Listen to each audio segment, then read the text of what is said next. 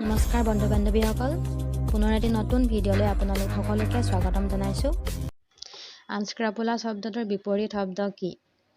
আনস্ক্ৰাপুলাছৰ অৰ্থটো হৈছে অনৈতিক। ইয়াৰ অপশ্যন কেইটা দিয়া আছে: এথিকেল, টাৰ্বুলেণ্ট, ইমপ্লচিবল আৰু ছাবজুগেট।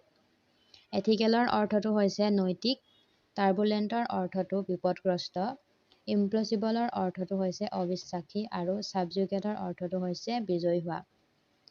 ইয়াৰ ৰাইট এনচাৰটো হ'ব এথিকেল, নৈতিক। ইয়াৰ পিছৰ প্ৰশ্নটো কৰ্ডেনৰ সমাৰ্থক শব্দ। কৰ্ডেনৰ অৰ্থটো হৈছে পুলিচৰ দ্বাৰা সুৰক্ষাৰ কাৰণে দিয়া এলেকা।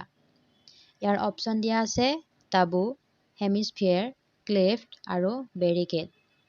টাবুৰ অৰ্থটো হৈছে বৰ্জিত, হেমিস্ফিয়াৰৰ অৰ্থটো পৃথিৱীৰ আধা ভাগ, ক্লেফ্টৰ অৰ্থটো হৈছে ফাঁক আৰু বেৰিকেডৰ অৰ্থটো হৈছে অৱৰোধক।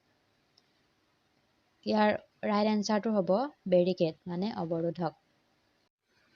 পিছৰ প্ৰশ্নটো হৈছে আনপ্ৰেচিডেণ্টেডৰ বিপৰীত অৰ্থটো কি? আনপ্ৰেচিডেণ্টেডৰ অৰ্থটো হৈছে অভূতপূৰ্ব। ইয়াৰ অপশ্যন কেইটা দিয়া আছে প্ৰেচিডেণ্টেড, প্ৰিজাৰ্ভড, অৰ্নামেণ্টেল আৰু ৰেডলেঞ্চ। প্ৰেচিডেণ্টেডৰ অৰ্থটো হৈছে আগতে সংঘটিত হোৱা। প্ৰিজাৰ্ভডৰ অৰ্থটো হৈছে যিকোনো বস্তু সুৰক্ষিত ৰখা। অৰ্নামেণ্টেলৰ অৰ্থটো হৈছে অলংকাৰ আৰু ৰেডলেঞ্চৰ অৰ্থটো হৈছে সুগন্ধিত। ইয়াৰ ৰাইট এনচাৰটো হ'ব প্ৰেচিডেণ্টেড বা আগতে সংঘটিত হোৱা। পিছৰ প্ৰশ্নটো হৈছে প্ৰচেছনৰ সমাৰ্থক শব্দটো কি? প্ৰচেছনৰ অৰ্থটো হৈছে শোভাযাত্ৰা। ইয়াৰ অপশ্যন কেইটা চাই লওঁ আহক।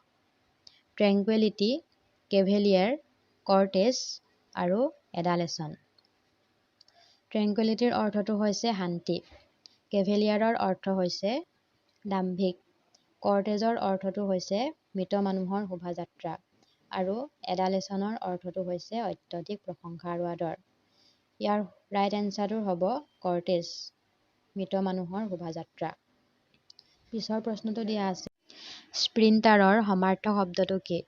স্প্ৰিণ্টাৰ শব্দটোৰ অৰ্থ হৈছে যিজনে 100 মিটাৰ দৌৰত ভাগ লয়। ইয়াৰ অপশ্যন কেইটা চাই লওঁ আহকচোন। 1 নম্বৰ দিয়া আছে গাৰ্মেণ্ট, 2 নম্বৰ দিয়া আছে চিকোফেন, 3 নম্বৰ দিয়া আছে মাৰাথনাৰ আৰু 4 নম্বৰ অপশ্যনটো দিয়া আছে মিছ'জিনিষ্ট। গাৰ্মেণ্টৰ অৰ্থটো হৈছে অধিক ভোজন কৰা ব্যক্তি। চিকোফেণ্টৰ অৰ্থটো হৈছে যিজন মানুহে পৰৰ আশ্ৰয় লয়।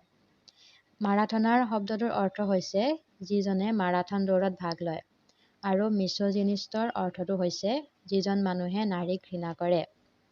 ইয়াৰ শুদ্ধ উত্তৰটো হ'ব মাৰাথনাৰ, যিজন মানুহে মাৰাথন দৌৰত ভাগ লয়। পিছৰ প্ৰশ্নটো দিয়া আছে কনফিউজনৰ সমাৰ্থক শব্দটো। কনফিউজন শব্দটোৰ অৰ্থ হৈছে মনত খেলিমেলিৰ সৃষ্টি হৈ থকা অথবা বিশৃংখলৰ সৃষ্টি হোৱা। ইয়াৰ অপশ্যন কেইটা চাই লওঁ আহকচোন। 1 নম্বৰ দিয়া আছে ইনট্ৰেপিডিটি, 2 নম্বৰ দিয়া আছে ষ্টেগনেশ্যন, 3 নম্বৰ অপশ্যনটো দিয়া আছে পেৰুচেল আৰু 4 নম্বৰ অপশ্যনটো দিয়া আছে কমোচন।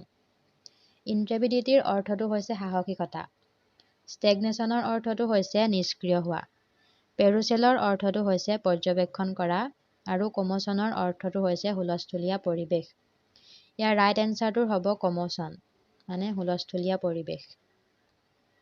পিছৰ প্ৰশ্নটো মডেষ্টৰ বিপৰীত শব্দটো কি? মডেষ্টৰ অৰ্থটো হৈছে বিনম্ৰ। ইয়াৰ অপশ্যন কেইটা দিয়া আছে আনহেপ্পী, কনচেইটেড, চুলেন আৰু গ্লাম। আনহেপ্পীৰ অৰ্থটো হৈছে দুখী মানে মনত দুখ থকা। কনচেইটেডৰ অৰ্থটো হৈছে অহংকাৰী। চালেনৰ অৰ্থটো হৈছে খিংখিঙীয়া স্বভাৱ আৰু গ্লামৰ অৰ্থটো হৈছে উদাসীন। ইয়াৰ ৰাইট এনচাৰটো হ'ব কনচেইটেড